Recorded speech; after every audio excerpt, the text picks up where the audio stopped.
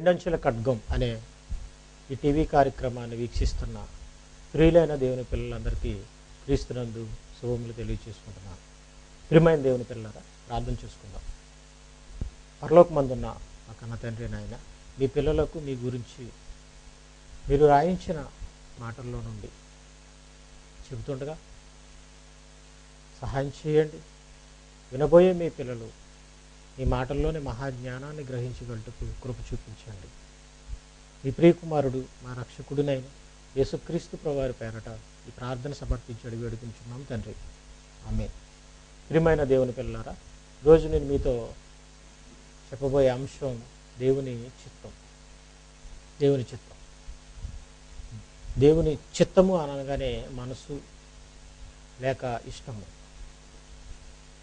దేవుని ఇష్టం ఏమిటి అనే విషయాన్ని మనం ఆలోచిద్దాం.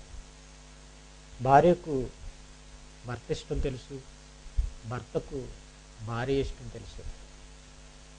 భార్యాభర్తలు ఒకరి ఇష్టాలని ఒకరు ఎరిగి వారి ఇష్టాలని నెరవేర్చాలని ఆలోచిస్తారు. భార్య అయితే భర్తకి ఇష్టమైన వంటను చేసి భర్తను తృప్తిపరచాలని ఆలోచిస్తుంది, కలిగించాడని మనం చెప్పచ్చు. అయితే అన్నిటినీ అనుభవిస్తున్న మనిషి ఆ దేవునికి ఏమిష్టం అనేది ఆలోచించడం లేదు. ఆలోచించకపోగా విచిత్రంగా మనిషి తన కార్యక్రమాలను తాను చేసుకుంటూ తన కార్యక్రమాల్లో తనకు మేలు జరగాలని, ఆ కార్యక్రమాలు మంచిగా జరగాలని దేవుని చిత్తం అయితే జరుగుతుంది అనే మాట మాట్లాడుతుంటుంటారు. ఉదాహరణకి మనం ఒక పెళ్లి కార్యక్రమాన్ని గురించి మనం ఆలోచిస్తే, పెళ్లి కార్యక్రమాన్ని ప్రారంభించేటప్పుడు దేవుని చిత్తం అయితే జరుగుతుంది, దేవుని చిత్తం అయితే జరుగుతుంది, దేవుని చిత్తం అయితే మాకు తొందరగా అమ్మాయి కానీ అబ్బాయి కానీ సెట్ అవుతుంది, కుదురుతుంది అని ఆలోచిస్తుంటారు, మాట్లాడుతుంటారు. నిజానికి ఆ పెళ్లి తతంగాన్ని అంతటిని మనం ఆలోచిస్తుంటే, పురుషునిగా అయితే అందమైన స్త్రీ కోసం ఆలోచిస్తారు, స్త్రీ అయితే అందమైన భర్త కోసం ఆలోచిస్తుంది. అంటే అందాన్ని చూస్తారు, తర్వాత మరలా మంచి కట్నం ఇచ్చేవాళ్ళు దొరకాలని ఆలోచిస్తారు. ఇలాంటి తతంగం అంతా ఆలోచిస్తూ జరిపిస్తూ మాట్లాడుతూ దేవుని ఆలోచనకు భిన్నంగా కార్యక్రమాన్ని జరిగిస్తూ ఆలోచిస్తూ కూడా దేవుని చిత్తం అయితే జరుగుతుంది అని అనడం చాలా విచిత్రం.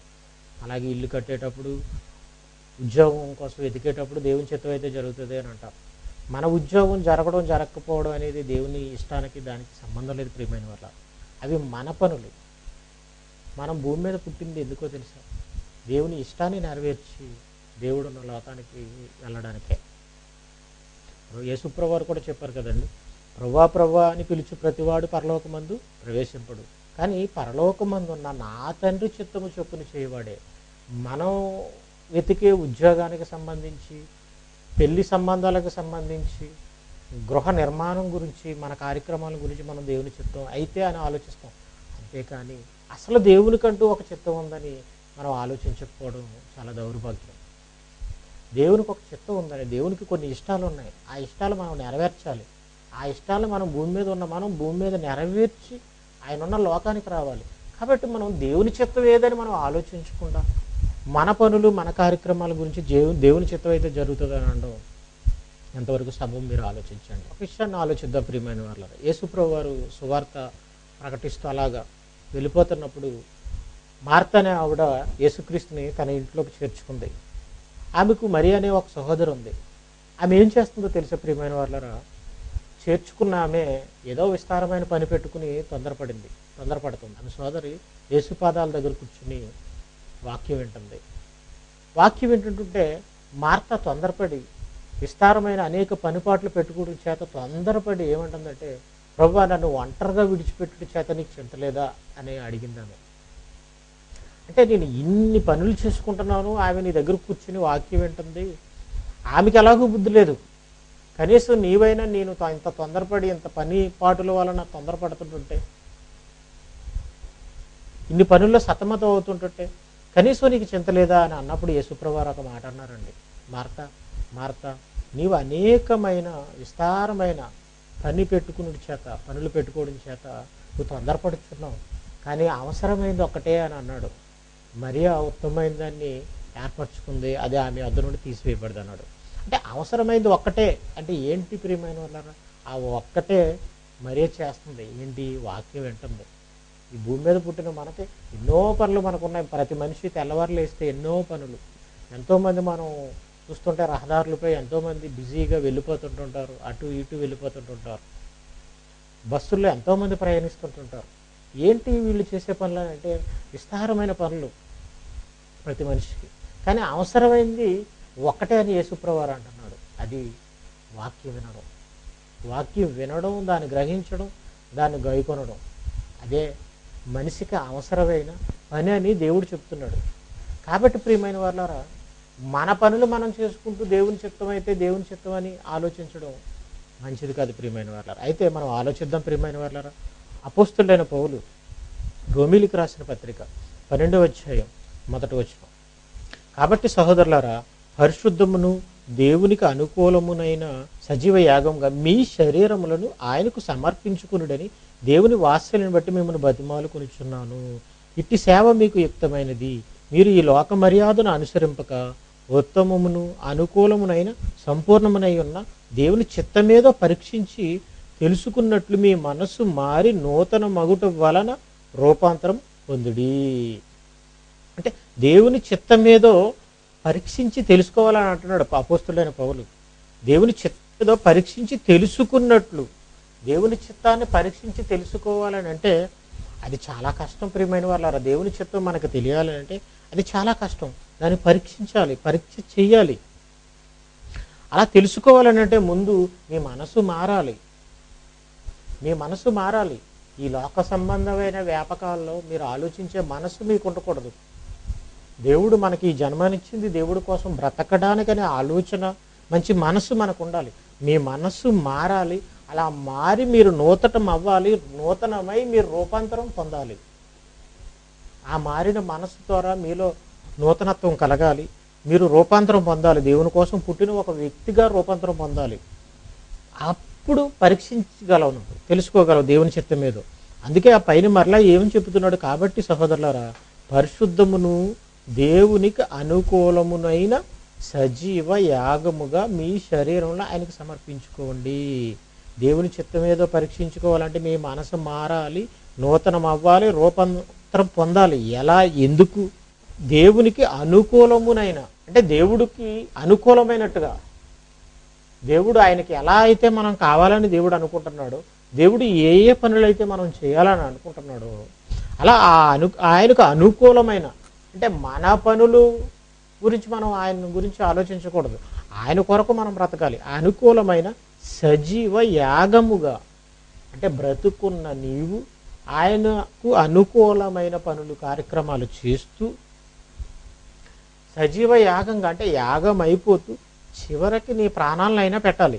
మీ శరీరంలో అలా ఆయనకు సమర్పించుకోండి. మీ శరీరంలో ఆయనకు సమర్పించుకునుడి దేవుని వాత్సల్యమును బట్టి. ఇలా ఈ కోరిక ఎవరిది అనుకుంటున్నారు? పౌలనే ఆయనది కాదండి, అది దేవునిది. దేవుని వాత్సల్యమును బట్టి మిమ్మును బతిమాలుకొనుచున్నాను. దేవుని వాత్సల్యాన్ని బట్టి పౌలనే నేను మిమ్మల్ని బతిమాలుకొనుచున్నాను. ఎలా? దేవుని పరిశుద్ధంగా దేవునికి అనుకూలమైన సజీవ యాగంగా మీ శరీరాలను ఆయనకు సమర్పించుకోవాలి. ఇట్టి సేవ మీకు యుక్తమైనది. మీరు ఈ లోక మర్యాదను అనుసరింపకూడదు. ఈ విషయంలో మీరు ఈ లోక మర్యాదను అనుసరింపకూడదు.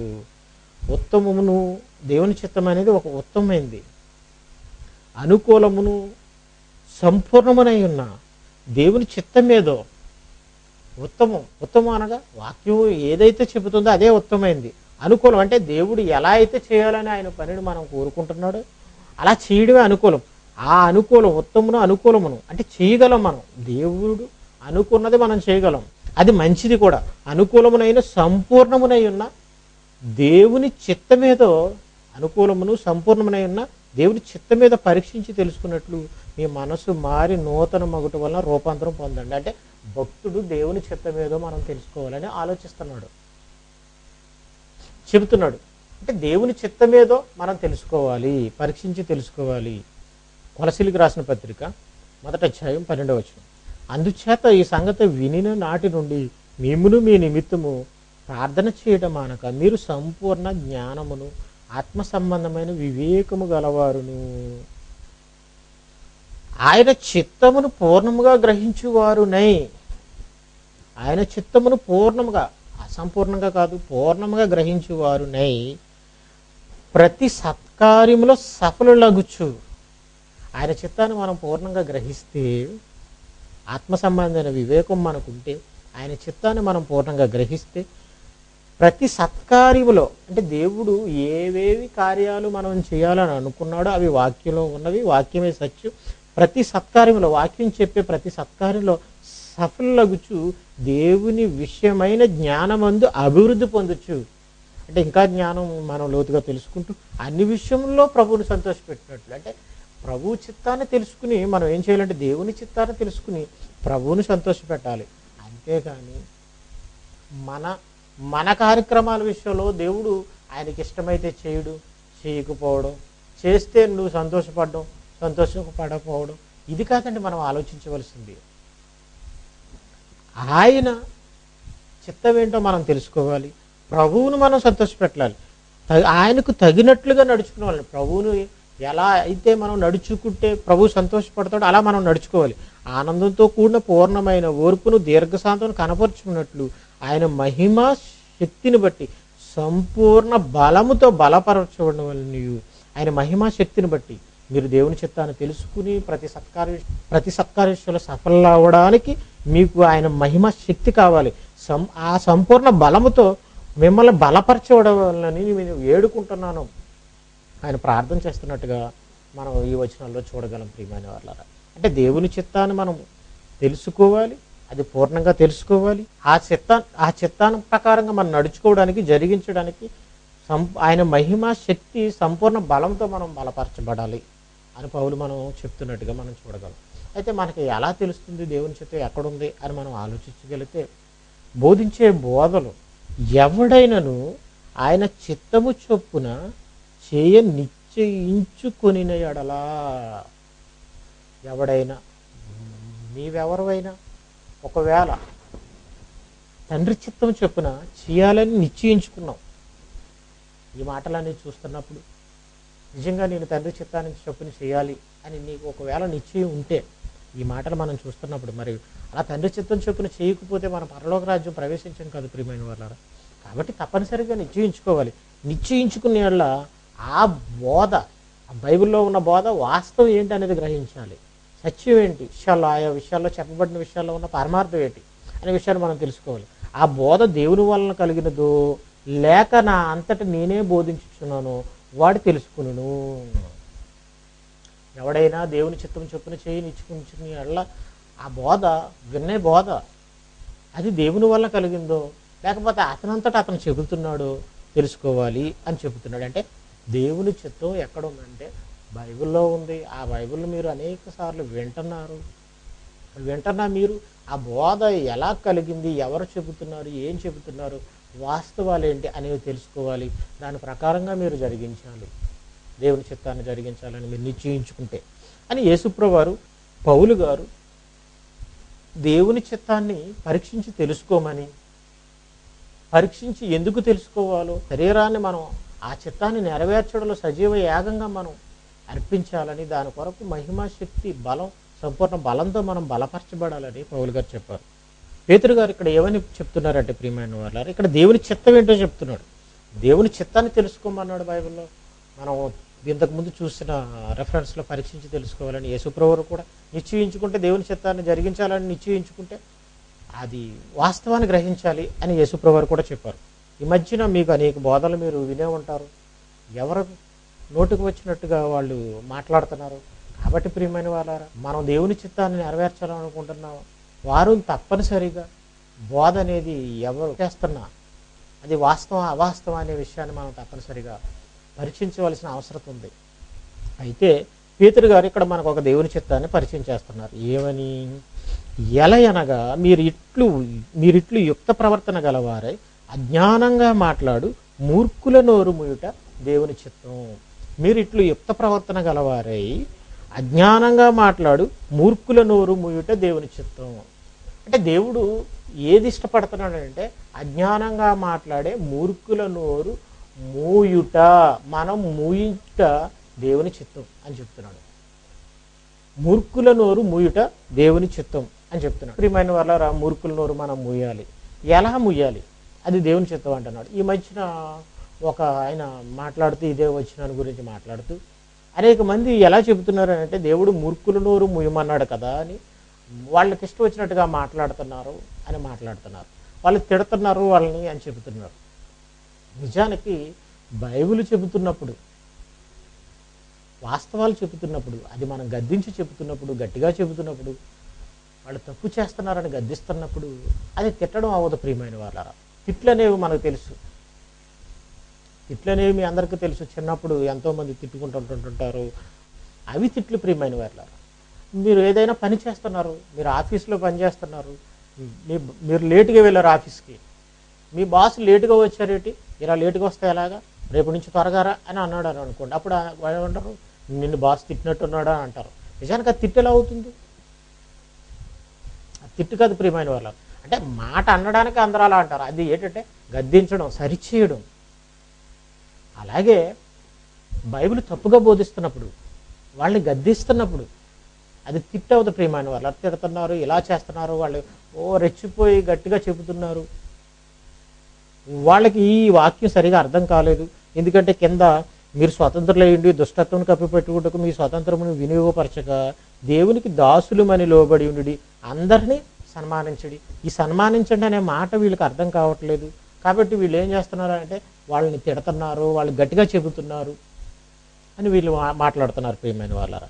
అందరినీ సన్మానించండి అని అనే మాట వీళ్ళకి. అయితే మరి మూర్ఖులను కూడా మనం అంతే కదా ప్రియమైన వాళ్ళారా. మరి మూర్ఖులు నోరు మూయించుకున్నాడు. అసలు అందరినీ సన్మానించడం అంటే ఏంటి? అందరినీ సన్మానించాలని అంటే ఎలా సన్మానించాలి, ఎలా సన్మానించాలనేది మనకు తెలియాలని అంటే ప్రియమైన వాళ్ళారా, పౌలు గారు చెప్పిన మరొక మాట మనం చూద్దాం ప్రియమైన వాళ్ళారా. రోమా పత్రిక, అపోస్తులైన పౌలు రోమీలకు రాసిన పత్రిక 13వ అధ్యాయం 7వ వచనం. ఇందుకే కదా మీరు పన్ను కూడా చెల్లించుచున్నారు. కాబట్టి ఎవనికి పన్ను వానికి పన్నును, ఎవనికి సుంకమో వానికి సుంకము చెల్లించడి. ఎవని ఎడల భయం ఉండవలనో వాని ఎడల భయమును, ఎవని ఎడల సన్మానం ఉండవలనో వాని ఎడల సన్మానమును కలిగినుడి. అందరికీ వారి వారి రుణములను తీర్చుడి. ఎవని ఎడల సన్మానము ఉండవలనో, సన్మానమును కలిగి ఉండవలనో అందరికీ వారి వారి రుణమును తీర్చుడి. ఇక్కడేమో అందరినీ సన్మానించండి అన్నాడు. ఇక్కడేమో ఎవని ఎడల సన్మానం ఉండవలనో వాని ఎడల సన్మానమును కలిగి ఉండి. అంటే ప్రతి వ్యక్తికి మనకి వాళ్ళకి మనకి ఎవరికైనా రిలేషన్ ఉన్నప్పుడు, సంబంధం ఉన్నప్పుడు ఆ సంబంధాన్ని బట్టి వాళ్ళని సన్మానించాలి, వాళ్ళని గౌరవించాలని పౌలు గారు చెప్తున్నారు. అయితే ఇక్కడ అందరినీ సన్మానించమన్నాడు. అంటే సన్మానించమంటే ఎవరి ఎడల ఎలాంటి సన్మానం కలిగి ఉండాలో అలాంటి సన్మానం కలిగి. అయితే మరలా ఏమంటున్నాడు, ఇక్కడేమో అందరికీ వారి వారి రుణములు తీర్చుడి అని అంటున్నాడు. అందరికీ వారి వారి రుణం, మనం అందరికీ రుణపడి ఉన్నామా? కాబట్టి మనం అందరికీ సత్యాన్ని చెప్పడం విషయంలో అందరికీ రుణపడి ఉన్నాం. కాబట్టి ఇప్పుడు అందరినీ సన్మానించమంటే అందరికీ ఏం చెప్పాలో, ఎవరికి ఏ పరిస్థితుల్లో ఎలా చెప్పాలో అలా చెప్పాలి. అంతే తప్ప మరి మూర్ఖుల నోరు మూయించమన్నాడు వద్దనా? అంటే ఇతను ఏమంటున్నాడు అని అంటే, ఈ గుడ్డివారికి ఇది కనబడట్లేదు, అందరినీ సన్మానించమన్నది కనబడట్లేదు. సహోదరులను ప్రేమించుడి, దేవునికి భయపడుడి, రాజులను సన్మానించుడి, పనివారులారా మంచివారు సాత్వికులైన పూర్ణ భయంతో లోబడి ఉండుడి. పనివారులారా మంచివారుడు సాత్వికులైన వారికి మాత్రం కాక ముస్కురులైన మీ యజమానులకును పూర్ణ భయంతో లోబడి ఉండుడి. అంటే ఎవరి ఎడల ఎలాంటి సన్మానం కలిగి ఉండాలో అలాంటి సన్మానం కలిగి ఉండమన్నాడు. ఇవన్నీ ఎందుకు చేయమంటున్నాడు ప్రియమైన వాళ్ళారా అని మనం ఆలోచిస్తే, అజ్ఞానంగా మాట్లాడే మూర్ఖుల నోరు మూయడానికి. అజ్ఞానం అని అనగా, జ్ఞానం అనగా దేవుని వాక్యమే జ్ఞానం. దేవుని వాక్యానికి భిన్నంగా మాట్లాడే వారిని మనం ఇప్పుడు సన్మానించాలా? దేవుని వాక్యాన్ని తప్పుగా మాట్లాడుతున్న వారిని మనం సన్మానించాలా? సన్మానిస్తే ఎందుకు సన్మానించాలి? ఏమని ఎందుకంటే అందరినీ సన్మానించమన్నాడు కాబట్టి, అంటే మూర్ఖుల నోరు మూయించమన్నారని కాబట్టి అందరినీ తప్పుపడుతున్నారు వీళ్ళు అని అతని ఉద్దేశం. ఒక ఆయన మాట్లాడుతూ, ఇంతకీ అతను స్టార్టింగ్లో నా దగ్గరే నేర్చుకున్నాడు. విచిత్రం ఏంటంటే, నేర్చుకుంటున్నప్పుడు నా దగ్గరకు వచ్చి నేర్చుకునేటప్పుడు అబ్రహాం గారు దేవుణ్ణి జ్ఞానం కావాలని ప్రార్థన చేస్తున్నప్పుడు మీ పాంప్లెట్ నాకు దొరికింది, దొరికితే మీ దగ్గరకు వచ్చాను, దేవుడు మిమ్మల్ని చూపించాడు, మీ దగ్గరికి రాకపోతే నాకు దేవుని జ్ఞానం తెలిసేది కాదు అని అప్పుడప్పుడు నా దగ్గర మాట్లాడేవాడు. మాట్లాడాడు, నేర్చుకున్నాడు, తెలుసుకున్నాడు.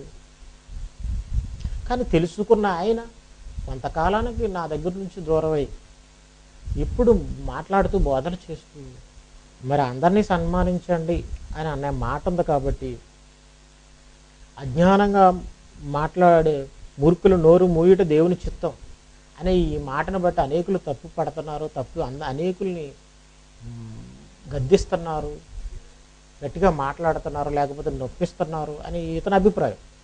కాబట్టి వాళ్ళు తప్పు చేస్తున్నారు, ఈ అందరినీ సన్మానించండి అనే మాట వీళ్ళు కనబట్టలేదు, వీళ్ళు గుడ్డివాళ్ళు. ప్రియమైన వాళ్ళారా, అతనికి తెలిసింది చాలా తక్కువ. ప్రియమైన వాళ్ళారా, బైబిల్ బాగా తెలియాలి అంటే బైబిల్ బాగా చదవాలి, బైబిల్ అంతా ఈ బుర్రలో ఉండాలి. అతనికి ఏవో కొన్ని ఎంగిలి మాటలు తెలుసు. మరి నేర్చుకున్న వాళ్ళ దగ్గరనే తప్పు పట్టడం అంటే చాలా విచిత్రం. ప్రియమైన వాళ్ళారా, ఎందుకంటే అతను తొందరపాటు ఎక్కువ. అతనికి తెలుసని అతను అనుకుంటున్నాడని నేను అనుకుంటున్నాను. పైగా అతనికి చెప్పే విషయాలు కానీ, అతను కొన్ని పుస్తకాలు రాయడం కూడా నాకు తెలుసు. ఈ రాసే పుస్తకాలు కానీ, చెప్పే విషయాలు కానీ ఎవరో ఒకరు ఫోన్ చేసి అడగడం, తెలుసుకోవడం, అవి రాయడం, అవేవో అతను గొప్పగా చెప్పినట్టుగా, అతనికి తెలిసినట్టుగా అనుకోవడం ఇతను చేస్తాడు. అది అతను మొదట చేసిన తప్పు. ఏదో నేర్చుకున్నవి చెప్తే పర్వాలేదు, కానీ చెప్పేవాళ్ళు, బోధ తెలిసి చెప్పేవాళ్ళని తప్పు పెట్టే సామర్థ్యం అతనికి లేదు. ప్రియమైన వాళ్ళ చెబుతాను, ప్రియమైన వాళ్ళ దీని వెనకాల ఉన్న వాస్తవాన్ని. అతను పుస్తకాలను రాసుకున్నప్పుడు అతని జ్ఞానంగా రాసుకున్నాడు. నిజానికి ఇతని గురించి నేను అనేక సందర్భాల్లో వాక్యంలో చెప్పాను.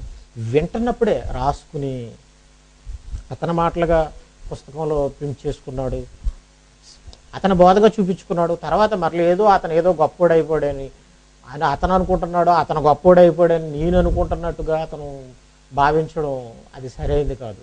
కాబట్టి తమ జతవాని యొద్ద నుండి నా మాటలను దొంగిలించు ప్రవక్తలకు నేను విరోధిని, ఇదే యెహోవా వాక్కు. కాబట్టి తమ జతవాని యొద్ద నుండి నాతో ఉన్నప్పుడు ఉన్నాడు, పాపం వాక్యం వినేవాడు, డౌట్స్ వినేవాడు, విని వాటిని రాసుకున్నాడు. రాసుకుని అతని మాటలుగా బుక్లో రాసుకున్నాడు. రాసుకుని అతనేదో గొప్పవాడు అయిపోయాడు అని నేను బాధపడుతున్నట్టుగా అతను అనుకోవడం, అతని మీద ఏదో నాకు గిట్టక ఏదో ఒకటి అంటున్నట్టుగా అతను ఫీల్ అవ్వడం చాలా విచిత్రం. హ్యూమన్ వాళ్ళారా, ఎందుకంటే అవన్నీ నా దగ్గర నేర్చుకుని కొన్ని విషయాలు అవి రాసుకుని అతను జ్ఞానంగా చేసుకుని అతను గొప్పవాడని అతను అనుకుంటే అది అతని ఇష్టం. కానీ ప్రియమైన వాళ్ళారా, దేవుని దృష్టిలో మాత్రం అది తప్పు. ఎవరి దగ్గర నేర్చుకున్నది వాళ్ళ దగ్గర నేర్చుకున్నానని చెప్పాలి. కాబట్టి తమ జతవాని యొద్ద నుండి నా మాటలను దొంగిలించు ప్రవక్తలకు నేను విరోధిని, ఇదే యెహోవా వాక్కు. స్వేచ్ఛగా అంటే దొంగిలించి, దేవుని మాటలను దొంగిలించి, ఒకరి దగ్గర నుండి దొంగిలించి నేర్చుకుని వాళ్ళ మాటలుగా చెప్పుకుంటూ స్వేచ్ఛగా వాడికి ఏదో జ్ఞానం తెలుసు అన్నట్టుగా స్వేచ్ఛగా నాలుకలను ఆడించుకొనుచు దేవోక్తులను ప్రకటించు. స్వేచ్ఛగా నోటుకొచ్చింది మాట్లాడుతూ దేవోక్తులను ప్రకటించే ప్రవక్తలకు నేను విరోధిని, ఇదే యెహోవా వాక్కు. అలాంటి వాళ్ళందరికీ దేవుడు విరోధి. ప్రియమైన వాళ్ళారా, ఇంతకీ అతను మా దగ్గర నుండి ఎందుకు వెళ్ళిపోయాడంటే, అతను నా దగ్గర ఉండేటప్పుడు ఒక మాట అనేవాడు, నాకు కూడా అబ్రహాం గారు పేరు కావాలి అని అనుకునేవాడు. నిజానికి మనం దేవునికి పేరు తెచ్చే విధంగా మనం బ్రతకాలి, అంతే తప్ప మన పేరు కోసం మనం బ్రతకూడదు. ప్రియమైన వాళ్ళ అలా ఆలోచిస్తూ అతను అనేక సంఘాల దగ్గరికి వెళ్ళడం, వాళ్ళకి డబ్బులు ఇవ్వడం, డబ్బులు ఇచ్చి మరీ వాక్యం చెప్పేవాడు. అతనే చెప్పాడు ప్రియమైన వాళ్ళారా, డబ్బులు ఇచ్చి వాక్యం చెప్పడం అది అతని ఇష్టం. నేను కూడా పాపం అతనికి వాక్యం చెప్పడానికి అవకాశం ఇచ్చేవాడిని, అలవాటు అవుతుందని అవకాశం ఇచ్చేవాడిని. 2 సంవత్సరాలు మేము సువార్త చేస్తే 2 సార్లు ఇంచుమించు వచ్చిన సందర్భాలు నాకు తెలుసు. 2 సార్లు వచ్చాడు. కానీ మీ మధ్య ఏదో విచిత్రంగా ఏదో వీధి సువార్తలు చేస్తున్నట్టుగా మీ దగ్గర చెప్పుకోవడం, ఇవన్నీ మోసం. ప్రియమైన వాళ్ళారా, ఇలాంటి వాళ్ళ బోధలకు మోసపోకుండా ప్రియమైన వాళ్ళారా, కొంతమంది చెబుతారు, చేయకపోయినా గొప్పగా చెప్పుకుంటారు. 2 సార్లు వీధి సువార్తకు 2 సంవత్సరాల కాలంలో మధు వచ్చాడు. కానీ ఈ మధ్య వాళ్ళు ఏదో ప్రేమ అని మాట్లాడుతూ ఇదిగో కొంతమందిని ఇలా గద్దిస్తున్నారు, తిడుతున్నారు అనే ఇలాంటి వాక్యాలను చెబుతూ ఈ వాక్యాలను వారు తప్పుడుగా అర్థం చేసుకుంటున్నారు అని మాట్లాడుతున్నారు. ఇలాంటి వాళ్ళ విషయంలో మరి ఖచ్చితంగా వాస్తవాలను చెప్పవలసిన అవసరం ఉంది. కాబట్టి ఈ విషయాన్ని నేను మీ ముందుకు తీసుకొచ్చాను. అయితే ఈ విషయాలు మరలా వచ్చేవారం మనం విందాం, ప్రార్థన చేసుకుందాం. పరలోకమందున్న మా కన్న తండ్రి, మీ చిత్తం ఏమిటన్నది మీ పిల్లలకు చెప్పాలని ఆశపడుతున్నాను. అపవాది తన అనుచరులతో భిన్న వాక్యాన్ని బోధిస్తున్న ఈ తరుణంలో వాస్తవమైన మీ చిత్తం ఏమిటి, దాన్ని ఎలా చేయాలి అనే విషయాల్ని మీ వాక్యముల నుండి మీ పిల్లలకు చెప్పడానికి మాకు సహాయం చేయండి తండ్రి. యేసుక్రీస్తు ప్రభువారి పేరట ఈ ప్రార్థన సమర్పించి అడిగి వేడుకుంటున్నాం తండ్రి.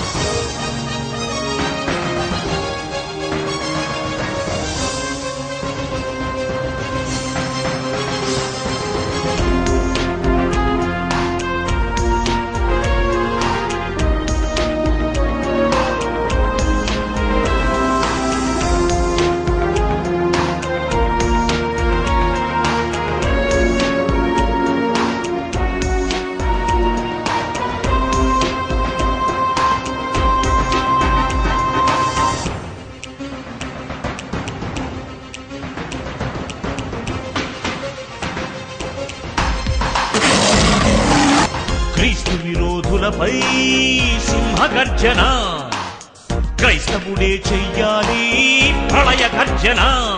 అపవాది అనుచరులను ఎదిరించిన నాడు విజయంతో జయశాలై నిలిచిపోతాడు.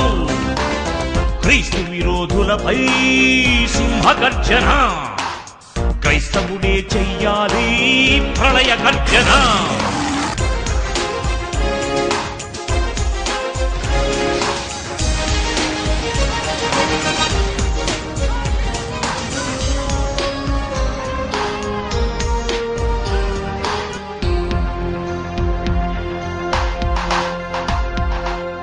క్రీస్తు సిలువ వేయబడలేదని, కాశ్మీరుకు తరలి వచ్చినాడని. క్రీస్తు సిలువ వేయబడలేదని, కాశ్మీరుకు తరలి వచ్చినాడని. కారుపూత కూశాడు మత పిచ్చోడు, చేవ్రాతలు రాశాడు చరిత్రహీనుడు. లోకంలో ఎందరో మహాత్ములున్నను, కాలాన్ని లెక్కించుటకు క్రీస్తే శకపురుషుడని వాదించి ఒప్పించే క్రైస్తవుడున్నాడు. ఛాలెంజ్ విసిరితే ముందుకెవడు రాడు. క్రీస్తు విరోధులపై సింహగర్జన, క్రైస్తవుడే చెయ్యాలి ప్రళయ గర్జన.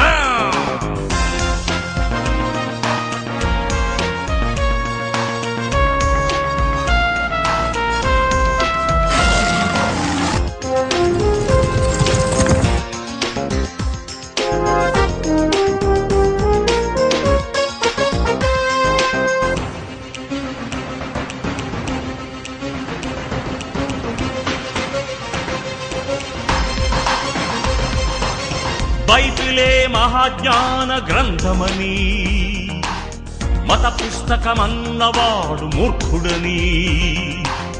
బైబిలే మహాజ్ఞాన గ్రంథమని, మత పుస్తకమన్నవాడు మూర్ఖుడని.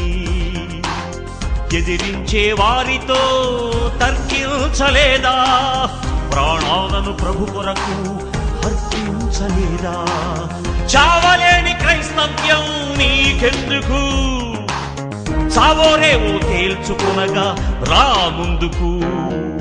క్రీస్తు విరోధులపై సింహగర్జన, క్రైస్తవుడే చెయ్యాలి ప్రళయ గర్జన.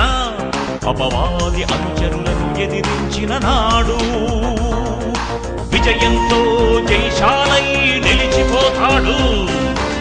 క్రీస్తు విరోధులపై సింహగర్జన, క్రైస్తవుడే చెయ్యాలి ప్రళయ గర్జన.